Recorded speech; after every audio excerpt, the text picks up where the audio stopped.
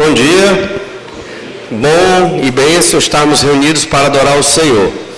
Avisos importantes: nós queremos novamente montar assim uma equipe para recepcionar os visitantes que chegam aqui à nossa igreja. Então, o irmão que ficou encarregado é o Pedro Marcelo. Fique aí de pé, Pedro, por favor. Então, procure o Pedro, se você que... Obrigado, pode sentar. Procure o Pedro, se você quiser participar, você que é membro da igreja, deste departamento de recepcionar os visitantes, ok? Outro aviso é que nós tivemos mudanças de alguns coordenadores. O discipulado hoje está com o Rony. Cadê o Rony? Rony, fica de pé, Rony. Aqui o Rony. Então, se você quer fazer discipulado, obrigado, ou discipular alguém, procura o Rony.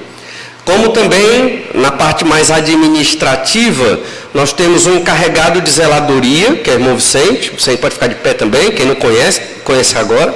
Então, tudo com relação à agenda dos zeladores é com o Vicente. E temos um encarregado de manutenção, que é o seu Gessé, pode ficar de pé, quem não conhece também, fica conhecendo. Está com a função, eram funções que eram absorvidas por pastores ao longo da história e agora voltaram para alguns irmãos da igreja. Então, o seu Gessé está com um encarregado de manutenção. Algum problema, rachadura, lâmpada, qualquer coisa que tiver com dificuldade, você comunica a ele que vai ajudá-lo a poder tentar corrigir a dificuldade. À noite a gente reavisa para poder lembrar, né? Tem também o Pereira que está como encarregado de compras, né? Faz a feira da igreja. O Samuel está como encarregado da segurança, no sentido de que ele vai ficar à frente da parte de segurança com a empresa de segurança, que tem um contrato com a igreja, então ele ficou encarregado nessa área. E com o departamento infantil ficou Daniela e Leila, né? Também os irmãos conhecem bem. Daniela não está aqui, Leila está ali, não vou pedir para ela ficar de pé, porque...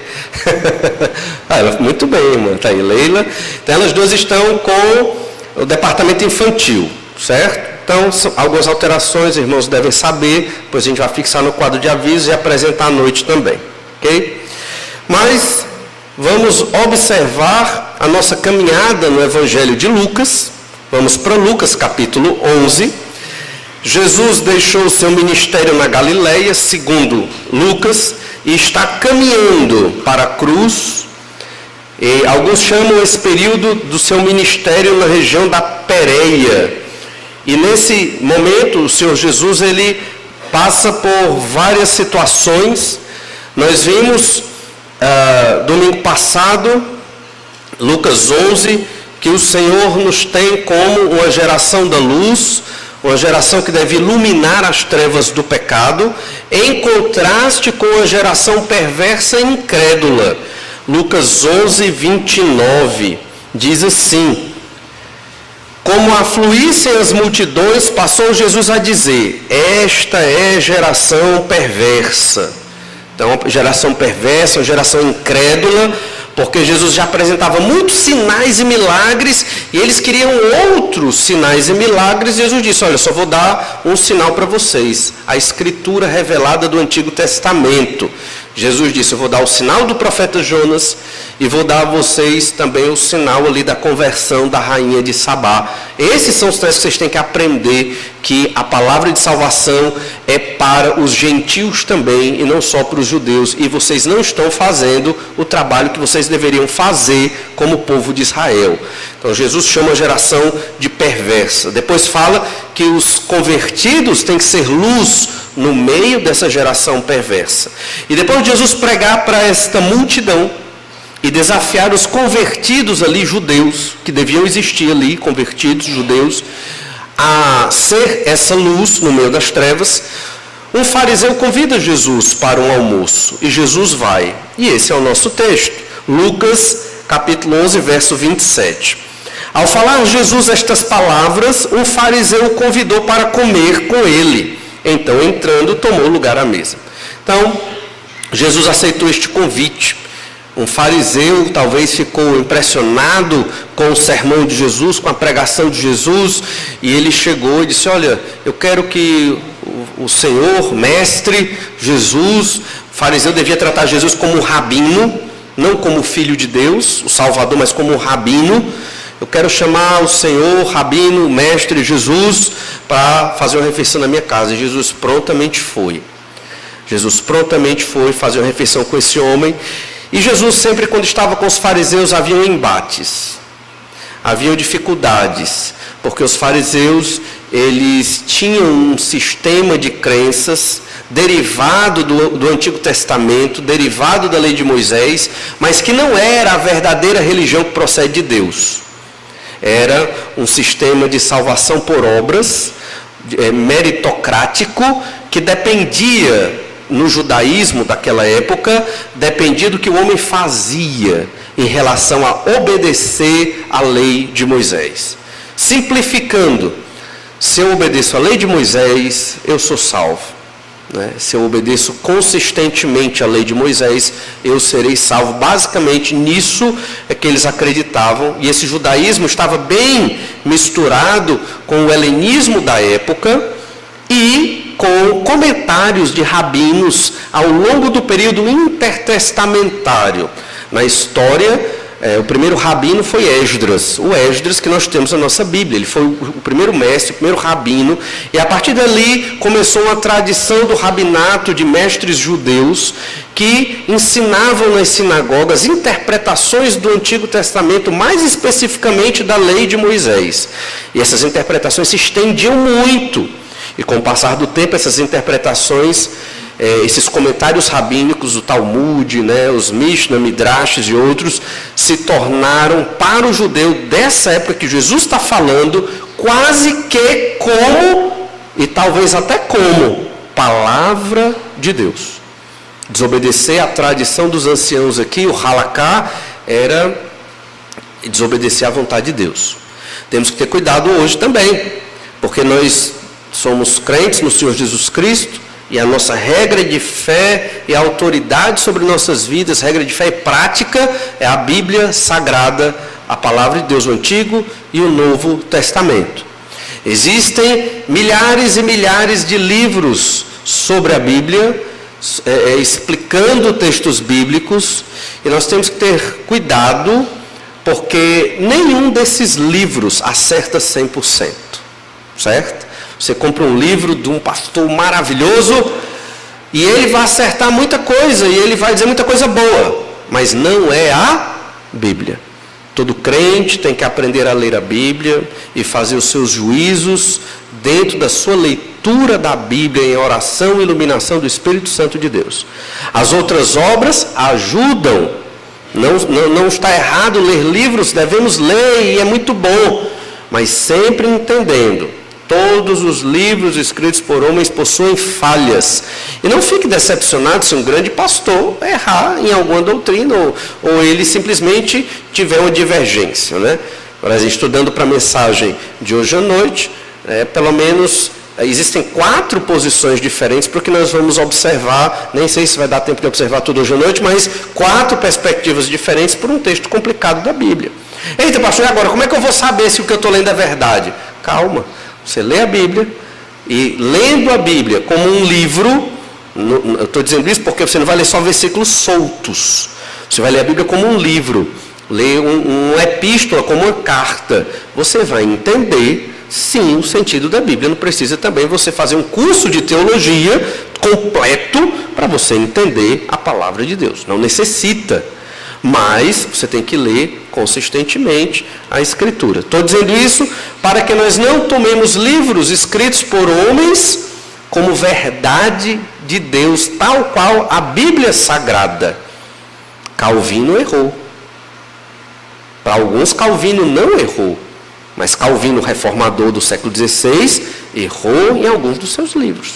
Lutero também, e outros também. Agora, a Bíblia, ela não possui erros. Então temos que ter isso em mente para não cometermos erros na nossa interpretação. Então Jesus está falando para esses judeus, especificamente agora para esse fariseu. Aqui ele foi fazer uma refeição ali. E nós queremos, a partir dessa conversa de Jesus com este fariseu, tirar lições sobre uma fé pura. A fé pura deve começar de dentro. Essa é a ideia que nós queremos meditar hoje. Uma fé pura, purificada, ela deve começar de dentro para fora, e não de fora para dentro. Assim como esse fariseu tinha tradições, nós também temos tradições. E toda religião tem tradições, e toda igreja tem tradições. Nunca você vai para uma igreja que não tenha tradições. A questão é, se esta tradição reflete a palavra de Deus e concorda e corrobora, colabora com o ensino da palavra de Deus, ela é boa. Se é, vamos seguir nesta tradição. Se não é, vamos pôr fim na tradição. Não podemos nos prender a tradições só por serem tradições. Estão me entendendo? Tradições são boas quando refletem a palavra de Deus. Podem ser ruins quando elas tomam o lugar da autoridade da Escritura, que era o que estava acontecendo com esse judeu fariseu. 3 verdades sobre uma fé pura que deve começar de dentro. Primeira, a tradição imprime valores errados. A tradição imprime valores errados e uma purificação errada. Tradições ruins, né? Ela imprime valores errados e uma purificação também errada, uma santidade errada. Eu posso acreditar que só o fato de eu vir para os cultos da igreja, eu já sou puro e santo. Erro. Tradição errada. Entende? Eu posso acreditar só porque eu dou meu dízimo, eu sou um crente santo e puro, preciso nem para os cultos. Errado.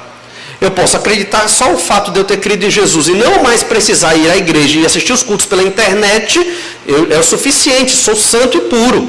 Minha fé se tornará pura dessa forma. Errado. Então, temos que entender que tradições colaboram para o nosso crescimento. E então, Jesus foi lá almoçar com este fariseu e provavelmente ali não havia só um fariseu, depois chegaram outros, porque Jesus passa a falar no plural, como se houvessem vários ali. E Jesus aproveita a oportunidade para ensinar. E o ensino aqui é difícil, porque o fariseu, ele não gosta de ser ensinado, porque ele já, na cabeça dele, ele já sabe bastante. Olha o verso 38. O fariseu, porém, admirou-se ao ver que Jesus não se lavara primeiro antes de comer.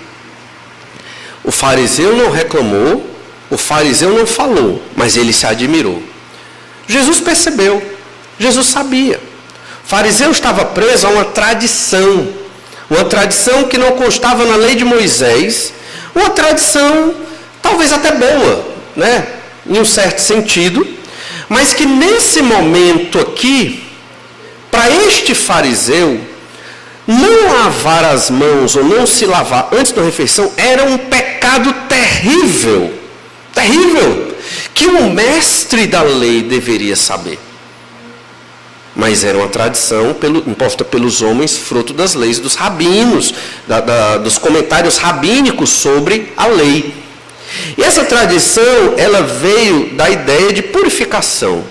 Os sacerdotes, eles tomavam banho, né? Se lavavam para poder participar da oferta, né, do sacrifício, do holocausto de outros animais. Haviam banhos de purificação para o sacerdote no Antigo Testamento. Só que não era necessário o judeu, o crente no Senhor Jesus aqui, ele ter que se lavar obrigatoriamente antes de uma refeição. O problema desse fariseu aqui não era com a higiene, não era com os germes, ele não estava preocupado com os germes. Hoje a gente lava a mão porque não quer o germe e tal, não quer pegar a doença. O fariseu não está preocupado com isso. A preocupação dele era cerimonial, era cultica. Ou seja, se eu comer sem lavar as mãos, estarei impuro para o culto da tarde. Entende? Estarei impuro para o culto do sacrifício.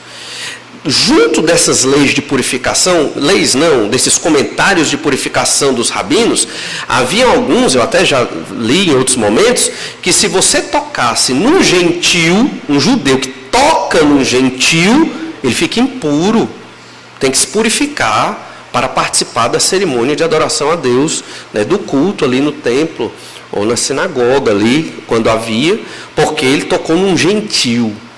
Os rabinos escreveram isso. Isso não está no Antigo Testamento. Essa lei aqui de lavar, de se purificar, tomar um banho ou lavar as mãos antes da refeição, não está no Antigo Testamento. Entendem? Mas para eles era como se fosse palavra de Deus. Era como se fosse palavra de Deus. Nós temos que ter muito cuidado com o que é palavra de Deus, com o que não é palavra de Deus, para não fazermos de certas tradições palavra de Deus, a vontade clara, escriturística e revelada de Deus dentro da Bíblia Sagrada. Temos que ter muito cuidado para não colocar um fardo pesado nas nossas costas e nas de outras pessoas, que a própria Bíblia não coloca. E os fariseus faziam isso, eles colocavam fardos pesados, que nem eles podiam carregar, e eles colocavam nas costas dos outros. Entendem? Se nós focarmos somente no necessário que temos que fazer, que a Bíblia ensina, já é muito. Se formos acrescentar outras regras, é muito complicado. Por isso, nós não queremos ser uma igreja cheia de regras. Nós queremos ser uma igreja que pensa biblicamente, que tem uma consciência moldada pela Escritura. Exemplo, é pecado assistir qualquer tipo de filme, porque os filmes não são feitos por crentes. O roteiro não é cristão. Todo filme tem coisas antibíblicas. Não assisto nenhum filme. Nem eu, nem os meus filhos vamos assistir filmes. Pronto, acabou-se. Entende?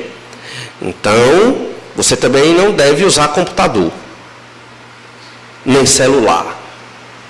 Porque quem fez foram pessoas não crentes. Não use a internet. A internet foram pessoas não crentes. Talvez a sua roupa foi uma costureira que não é crente. Seu sapato, talvez, tem que ver se for um crente. Seu carro, ande a pé. Porque o seu carro, eu acredito, não sei se foi um crente. Pelo menos o dono da empresa, eu acho muito difícil ser. Estão entendendo as implicações de regras na nossa vida? O crente, e a gente vai ver aqui, ele tem que ter a sabedoria de reter o que é bom. O que a Bíblia diz que é bom. E rejeitar o que não é. Porque, irmãos, nós criamos regras para as coisas, como este fariseu tinha, como os rabinos criaram. Nós, primeiro, vamos ser incoerentes. Segundo, chegaremos na hipocrisia. E terceiro, não faremos a vontade de Deus e a nossa fé vai esfriar. Porque isso escraviza. Isso não liberta. E Jesus morreu na cruz para nos libertar da opressão do nosso pecado. Se você ler a Bíblia, você vai discernir, isso aqui não é de Deus, não chegou nem perto. Isso aqui, até que, não me prejudica, não é algo que é contra a Escritura, embora não tenha sido feito, escrito ou idealizado por uma pessoa não crente, mas isso aqui é possível. Porque não é condenado pela palavra de Deus. Estão entendendo o que eu estou querendo dizer? Não estou dizendo que agora você pode viver no mundo, consumir os produtos mundanos. Não estou dizendo isso. Estou dizendo que nós temos que ter essa sabedoria e não viver em regras estipuladas. Já pensou? Daqui para frente, vamos botar no quadro de aviso o estilo de roupa que homens e mulheres da Igreja Batista Manancial devem usar para evitar defraudação, escândalos e imoralidade. Já pensou um negócio desse? Aí está lá um modelo, Eu desenhei um modelo. As mulheres vão usar o modelo que eu desenhei, eu botei 2 modelos para uma mulher e 2 modelos para o homem. Já pensou um negócio desse? Não é assim que funciona. Como é que funciona? Ensina-se o princípio de ordem e decência e de vestimenta de homens e mulheres, e os irmãos vão seguir o princípio. O princípio. Se não estiver andando bem dentro do princípio, outro irmão vai chegar e dizer: irmão, foi que houve, com todo amor, com todo cuidado, lhe alertar que talvez você possa estar prejudicando outro irmão ou até a si mesmo com seu tipo de vestimenta. Pode ser que você não se percebeu, foi descuidado ou descuidada, e aí, obrigado porque o senhor, a senhora, o irmão, a irmã me alertou e eu não tinha percebido. Pronto, resolvido o problema. Mas não regras, princípios, saber avaliar, saber perceber o que agrada a Deus e o que não agrada a Deus. E Jesus, ele tinha que ensinar isso para esse fariseu. Ele tinha que dizer para esse fariseu que esta lei de lavar as mãos aqui não era necessária, ou lavar o corpo talvez. Essa lei do banho de purificação, ela não era obrigatória, ela não caracterizava um crente, não era marca de salvação e não salvava. E o fariseu, ele estava realmente crendo que esta lei salvaria. Olha então, Marcos capítulo 7, verso 3. Marcos, ele vai explicar em outro contexto como era o princípio aqui do esse lavar de purificação. Marcos 7, verso 3. E diz assim: pois os fariseus e todos os judeus, observando a tradição dos anciãos, não comem sem lavar cuidadosamente as mãos. Quando voltam da praça, não comem sem se aspergirem. E há muitas outras coisas que receberam para observar, como a lavagem de copos, jarros e vasos de metal e camas. Então, se você vê a grosso modo, é um princípio muito bom para higiene, lavar a mão e lavar os utensílios, não é ruim. O ruim é quando você atrela isso à sua santidade. Ser santo para o fariseu e para o judeu daquela época, que Jesus conviveu e confrontou, ser santo era lavar as mãos, era lavar os utensílios de casa, isso era santidade. Ser santo é usar gravata. É? Não, isso aqui é porque fica elegante, né? Dentro da função do pastor de apresentar a palavra de Deus. O pastor com a blusa regata, um bermudão, não fica legal para falar da palavra de Deus. Mas por questão de elegância, usar uma boa vestimenta para representar, né, a exposição da Escritura. Os irmãos não precisam usar gravata. Mas se quiser, eu acho até estranho. Mas os irmãos não precisam. A não ser que eu diga, irmãos, usar gravata é marca de santidade. E eu tenho um lote de gravata lá em casa. R$10 cada um. Pensou um negócio desse? Muitos pastores enricaram fazendo isso. Tanto nos Estados Unidos como aqui no próprio Brasil, né? Um lenço é a marca de santidade. Eu enxuguei meu suor no lenço, irmãos. Estou vendendo R$5 cada lenço. 1000 pessoas, eu ganho quanto aí já de cara, né? Estão entendendo? Então, tradição que os homens criam. E a grande massa do povo consome essas tradições que são marcas de santidade, mas que não são. São criadas por igrejas e líderes aí questionáveis.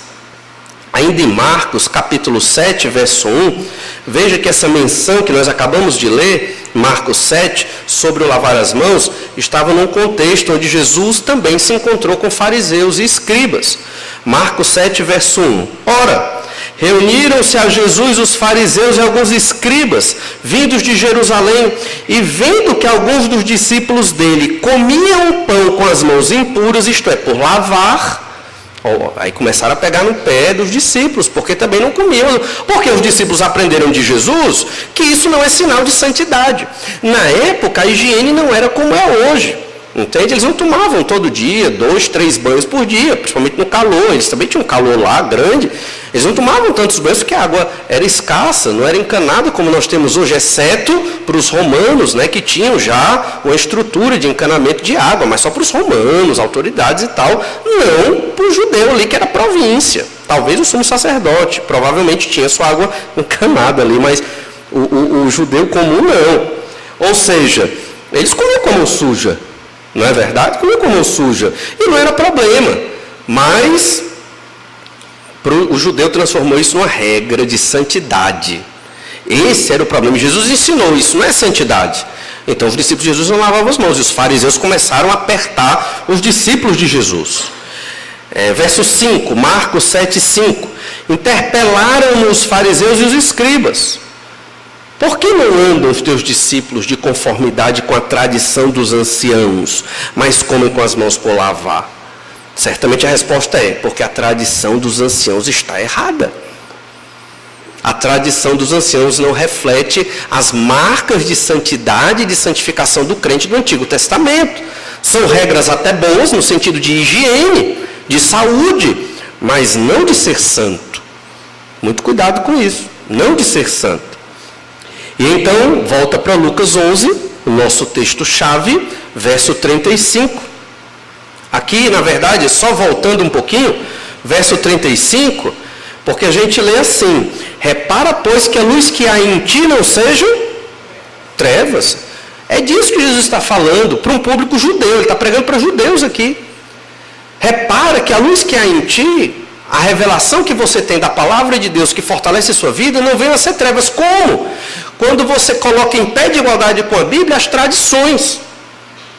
E aí você pode viver em tradições acreditando que esses costumes, até bons em algum sentido, eles sejam tão importantes quanto ou marcas de salvação como a palavra de Deus é. Quando isso acontece, a religião esfria.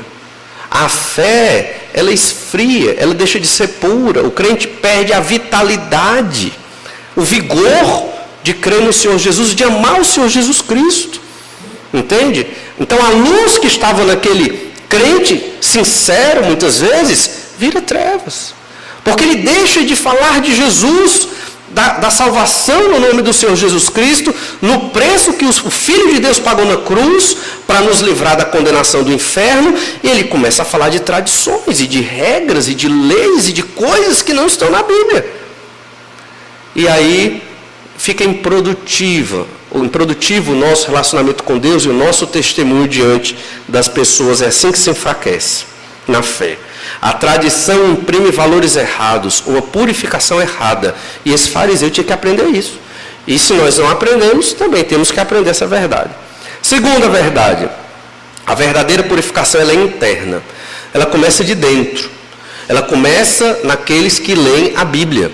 Lembra? Romanos 12, verso 1 e 2, verso 2 especificamente, somente ela é transformada pela palavra. Se você não lê Bíblia, somente não será transformada, não haverá purificação interna, não haverá mudança de coração. Houve uma mudança na sua conversão, mas ainda tem muito para mudar, muito. Eu também tenho muito para mudar.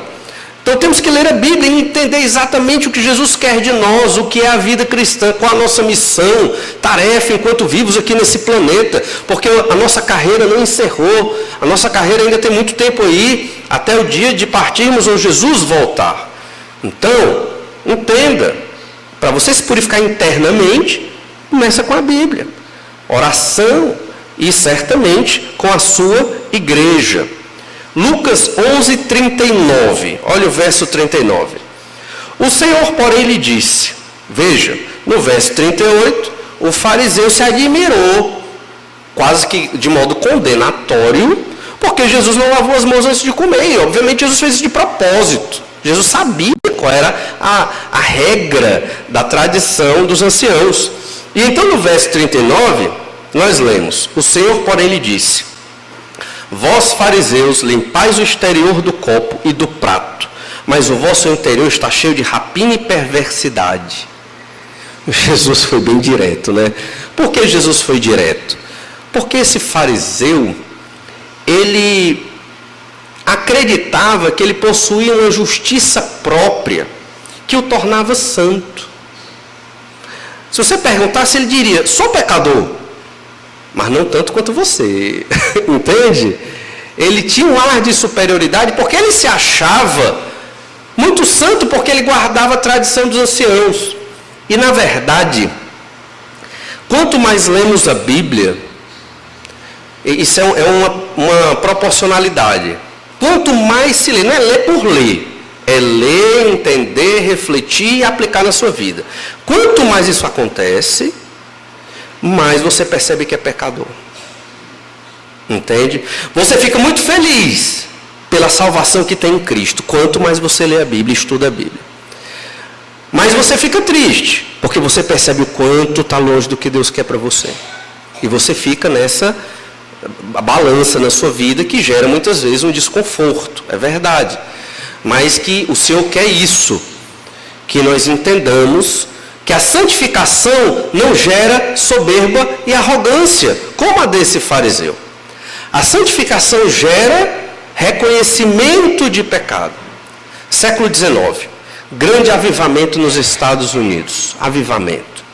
E o que caracterizava o avivamento do século XIX? Era gente rolando no chão, era gente gritando, era gente pregada no chão. Isso são exemplos do chamado avivamento pentecostal do século XX. Não era isso que caracterizava. O que caracterizava o avivamento lá na América do Norte no século XIX era o desejo sincero dos crentes de querer a Bíblia, estudar a Bíblia honestamente e sinceramente, e a profunda percepção de pecado e reconhecimento de pecado. Essas duas eram as qualidades daqueles que participaram desse grande avivamento ali no século XIX. Não é um desejo de estudar a Bíblia por obrigação. Realmente eu quero mais Bíblia, quero mais estudos, quero mais cultos, quero mais. Eu sei que o dia é cansativo, mas eu quero mais. Entende? Isso gera avivamento. Isso é o avivamento. E sentimento de pecado. O quanto eu sou pecador. Senhor, me dá força para vencer os meus pecados. Né? Inconformação com os pecados. Por isso Jesus foi direto. Você limpa o exterior, mas o seu interior, fariseu, é lixo, é podre. É como uma rapina, uma sujeira, é cheio de perversidade. Você lava as mãos antes de comer, mas você negligencia os princípios fundamentais da lei. Jesus está dizendo, viva por princípios bíblicos, não viva por regras humanas. Entende? É dado um calendário para leitura bíblica. Se você cumprir o calendário bem direitinho, não significa que você é mais santo. Não. Porque você pode ler só por lei, de tabela, e não aprender nada. É melhor talvez você ler a Bíblia em 2 anos, mas com qualidade, do que ler o calendário bíblico em 1 ano, como é proposto ali, é uma proposta, e não entender nada. Ali é só uma proposta de leitura, não é uma marca de santidade. Entendem isso? Mas é bom usar ou aquele calendário, outro calendário, ou um método que você leia a Bíblia sistematicamente do Gênesis ao Apocalipse, para entender a revelação de Deus. Você se percebe limpando o exterior e não o interior? Você se percebe querendo ser santo em alguns aspectos e detalhes exteriores, no convívio da igreja, e não cuidando do seu coração, do amar a esposa, da esposa honrar o marido, do amor por missões, de ter uma vida de oração que ninguém enxerga, que ninguém sabe, mas que você tem. Então, você talvez esteja preocupado com costumes até bons da nossa igreja, até bons, mas que podem não levar à sua santificação se o seu interior não é trabalhado pela palavra de Deus e por uma vida de oração. Então, externamente, eu como pastor vou dizer, que membro fiel, que irmão abençoado, né? Está sempre na igreja, está sempre servindo, trabalhando, amém, isso é ótimo. Na minha cabeça, eu acredito que você está bem com Deus, mas só o Senhor conhece o seu coração. Estão entendendo? E por isso a purificação deve ser de dentro. Mateus 23, verso 25, Mateus 23, 25, o Senhor Jesus também confronta escribas e fariseus.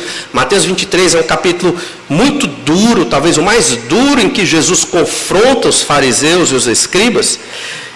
E o Senhor diz, Mateus 23, 25, ai de vós, escribas e fariseus hipócritas, porque limpais o exterior do copo e do prato, mas estes por dentro estão cheios de rapina e intemperança. Fariseu cego, limpa primeiro o interior do copo, para que também o seu exterior fique limpo, para que também, se eu cuido do coração, no estudo da palavra de Deus, da oração, em sinceridade com o meu Senhor, confrontando os meus pecados e lutando essa batalha espiritual da fé, o meu exterior também vai ficar limpo. Então eu não vou limpar primeiro a questão externa, eu vou me preocupar com a questão interna. Entende? E aí haverá uma transformação.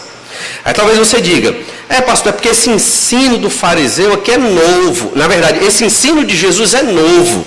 O Antigo Testamento não falava disso. Pois é, o Antigo Testamento falava muito disso. Separar aqui só um versículo. Oséias 6,6, Deus diz: pois misericórdia quero e não sacrifício, e o conhecimento de Deus mais do que holocaustos. Estava na lei de Moisés que você deve apresentar holocausto se você cometeu pecado, sacrifício pelo pecado. Está na lei de Moisés. Só que se esse sacrifício ele é apresentado sem o amor a Deus, a misericórdia, sem o devido arrependimento, que deveria estar primeiro no coração do ofertante do cordeiro, antes dele ofertar, aquele sacrifício era inútil. Às vezes a gente lê o Antigo Testamento e acha que era só matar o cordeiro. Não. Tinha que ter o arrependimento do pecado. Tinha que ter o amor ao Senhor. Tinha que entender que aquele cordeiro apontava para o cordeiro de Deus que viria a morrer pelo pecado daquele ofertante. Se ele oferecia um cordeiro em holocausto pelo seu pecado, como ritual, sem sentido, é o que Deus está dizendo. Olha, eu quero a misericórdia e não o sacrifício. Não adianta a multidão dos vossos sacrifícios, quando não estão sendo acompanhados pelo fundamento da lei, o amor a Deus. Não adianta. E o conhecimento de Deus é mais do que o holocausto. Você tem que conhecer Deus para poder oferecer um sacrifício a Deus. E conhecer Deus implica amar a Deus, arrepender-se do pecado, reconhecê-lo como juiz e senhor da sua vida. Entende? Então, tem outros textos, mas não vamos ler aqui, devido ao nosso tempo, mas esse é bem emblemático, que mostra que desde o Antigo Testamento isso foi ensinado. Exemplo, está aqui a celebração da ceia do Senhor. Você participa da celebração da ceia e não entende o significado da ceia e não se afeta pela mensagem da ceia do Senhor, simplesmente chega, senta, toma o cálice, come o pão, pronto, beleza, vamos embora, e continua nos mesmos pecados de sempre, não sei se você celebrou a ceia. Talvez tu fez um lanche micro, né? Um golinho de suco de uva e um pedacinho de pão, porque na verdade a ceia tem sentido para aqueles que entendem o sacrifício de Jesus Cristo na cruz pelos seus pecados. Porque a ceia simboliza isso. Você pode estar sendo só ritualista e não estar adorando a Deus com a ceia do Senhor. Isso se aplica a tudo na vida cristã entre nós e o Senhor nosso Deus. Volta lá para Lucas, por favor. Lucas 11, verso 40. Lucas 11, verso 40. E então o Senhor Jesus Cristo, ele passa a falar no plural. Ele falou a um fariseu, provavelmente aquele fariseu que o chamou para comer na casa dele, e agora Jesus fala no plural. Significa que havia outros fariseus, e não vamos tratar disso hoje, mas a partir do verso 45, Jesus se dirige aos escribas, eram categorias diferentes, de autoridades religiosas dentro da nação de Israel, e eles estavam nesse almoço, talvez 10, 15, não sei quantos, e então Jesus agora fala a todos, fariseus e escribas ali, insensatos. Jesus foi muito duro, não é verdade? Por que Jesus foi duro? Ele estava falando com autoridades religiosas que tinham um profundo conhecimento do Antigo Testamento. O escriba, aqui ele fala aos fariseus, mas o escriba nada mais nada menos era aquele que fazia as cópias da lei, para que a lei não se perdesse com o tempo. Ele conhecia matematicamente a lei, porque para reproduzir um papiro ou a folha de um códice, que eram as folhas enormes de papiros costuradas, dentro do hebraico, ele sabia todas as letras que tinham, né, em cada linha, e de cima para baixo, e na diagonal, e a do centro, e tudo isso em nota, tipo nota de rodapé, para poder ele não se enganar na cópia. Ele fazia a cópia, depois ele ia conferir se batia, né, com o esquema da cópia anterior, e aí ele fazia as devidas anotações, a letra do meio, tudo, tá tudo certo. Essa cópia era quase que matemático, para a cópia ficar precisa e exata, e era fantástico na antiguidade esse sistema.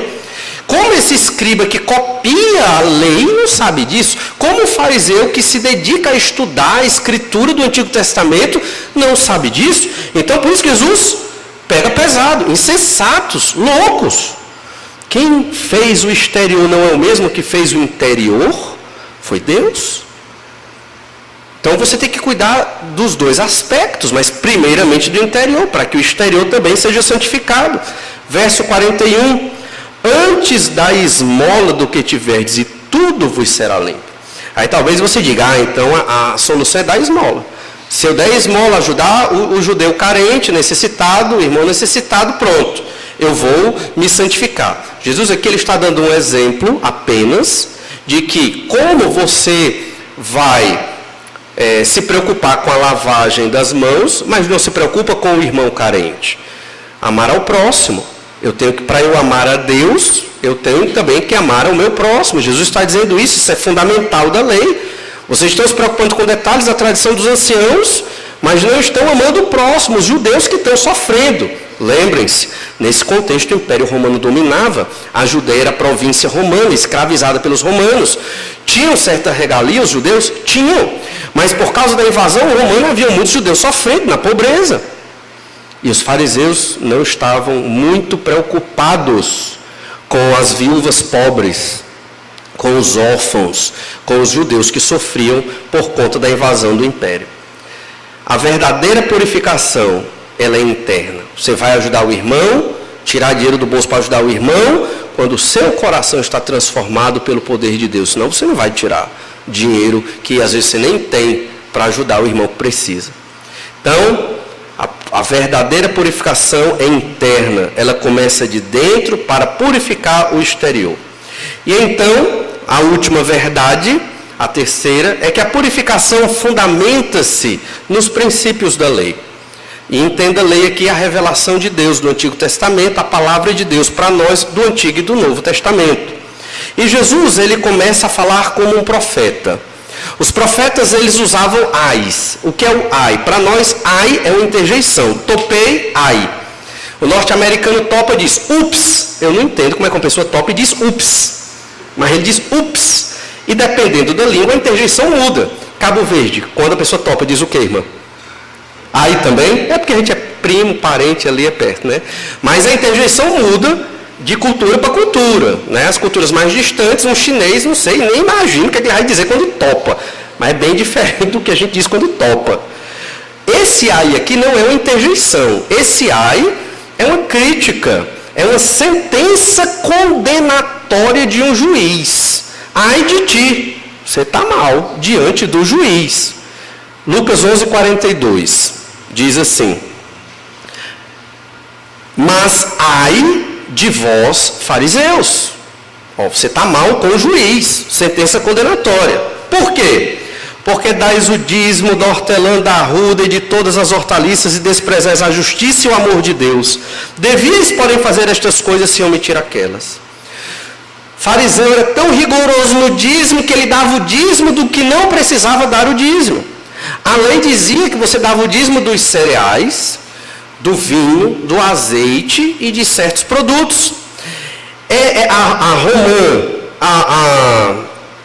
As hortaliças aqui, a arruda, perdão, aqui não tem romã, é hortelã, arruda e hortaliças.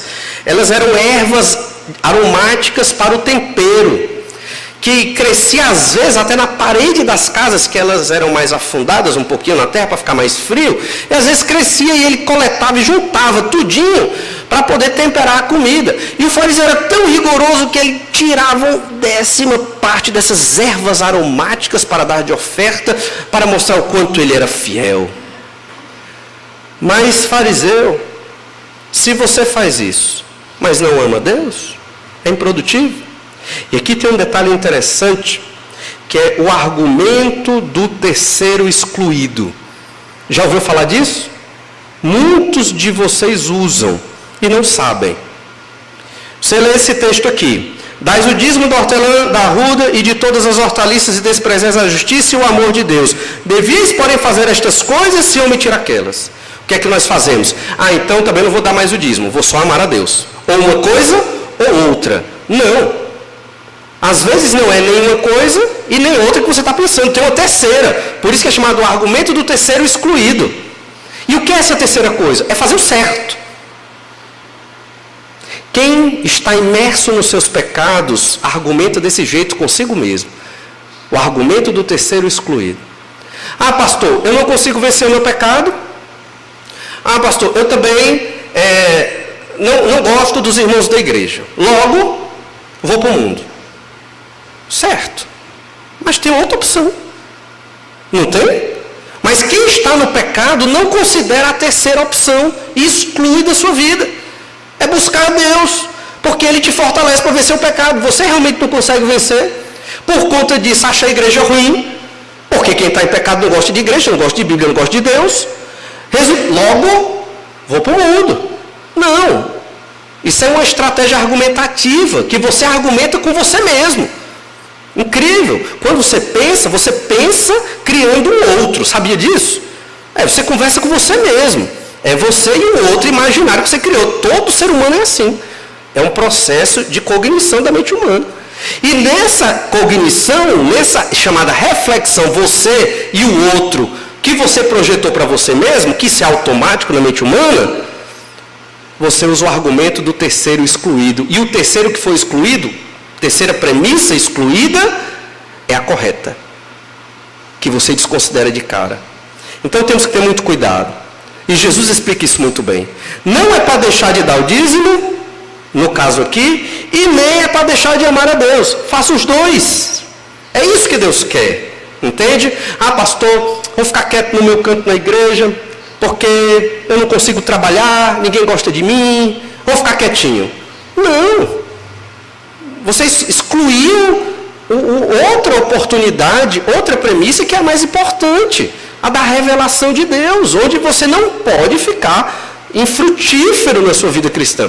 Mesmo que você não tenha um departamento que está servindo aqui, você tem a missão de pregar o Evangelho, a missão de fazer discípulos, a missão de conhecer Bíblia e a missão de ter vida de oração, de sustentar missionário. Mesmo que você não esteja especificamente num departamento desta igreja, você tem uma missão que é da igreja, que você é igreja também. Jesus está explicando exatamente isso. Vem o segundo ai, Lucas 11:43. Ai de vós, fariseus, porque gostais da primeira cadeira nas sinagogas e das saudações nas praças.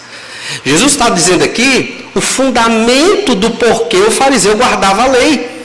Ele guardava a lei não porque amava a Deus. Ele guardava a lei, e não somente a lei, revelação de Deus, mas os costumes, a tradição dos anciãos, as interpretações rabínicas da lei, que não eram obrigatórias necessariamente, porque eles queriam o destaque, a primazia, a primeira cadeira e as saudações.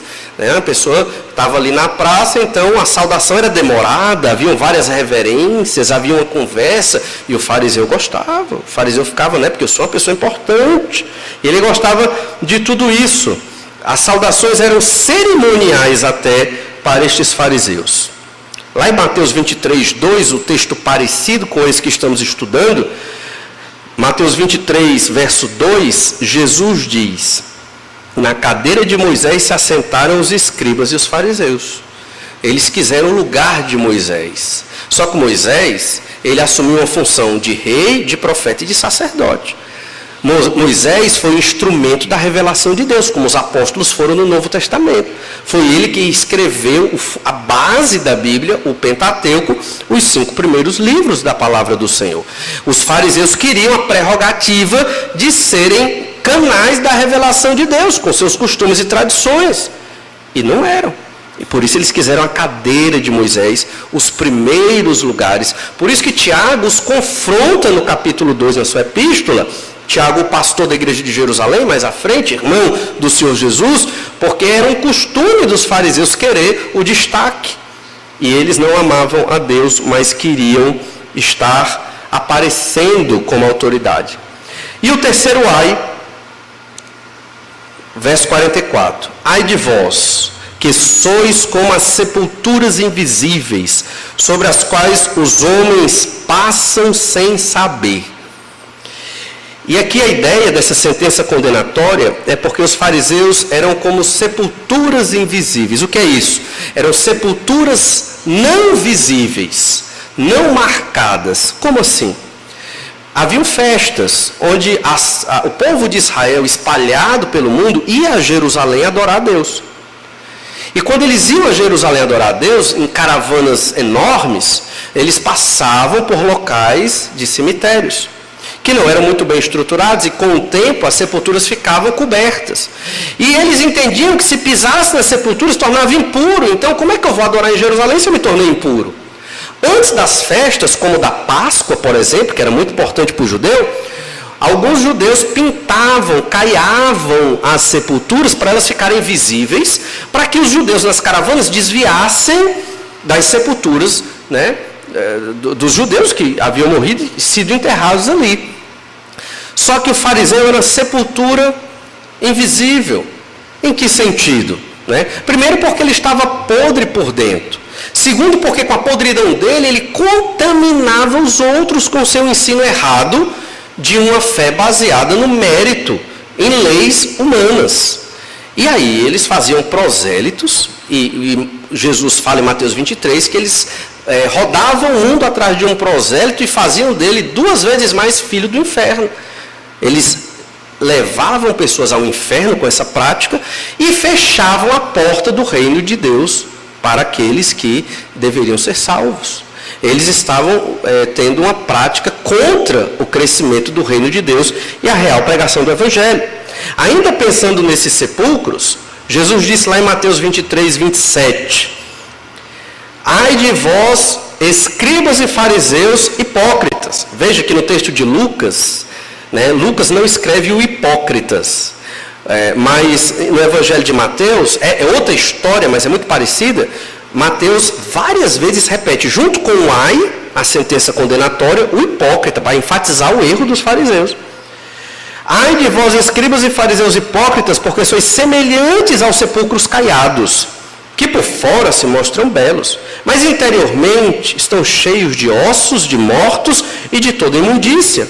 Assim também vós, exteriormente, pareceis justos aos homens, mas por dentro estáis cheios de hipocrisia e de iniquidade.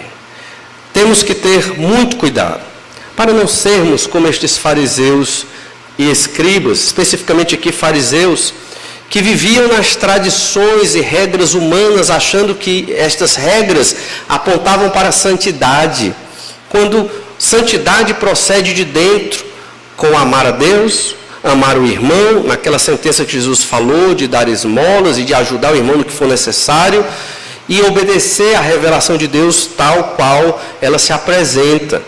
E não nos apegando a regras humanas, que por vezes criamos. E temos uma tradição humana, mas que essa tradição deve ser subserviente à revelação do Senhor nosso Deus.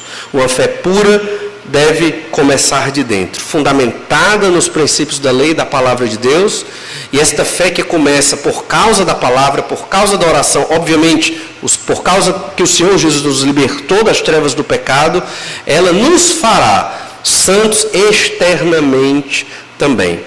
Que o Senhor nos ajude a vivermos como o Senhor Jesus ensina, numa fé pura, consistente e que certamente nos fará alegres no meio da tribulação. Vamos orar?